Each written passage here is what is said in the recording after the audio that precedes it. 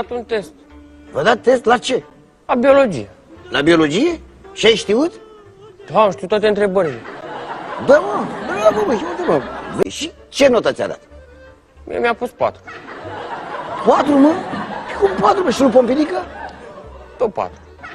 Păi cum, mă, 4, mă? Păi de ce? Nu știu, bre. Păi de ce sunt așa de exigenți? Oa, sunt exigenți rău.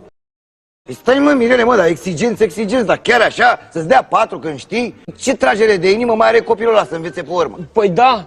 Măi, nu se poate, mă, ia stai, mă, că îl sun eu pe profesorul ăsta, mă, păi ce se poate, dar unde ne trezim? Păi, da, știe copilul și nu se poate. Nu, tată, lasă acum. Ce să las, bă, ce să las? Păi, nu se poate. Dacă ați știut întrebările? Alo, domn profesor? Am știut întrebările, dar n-am știut răspunsurile. La revedere.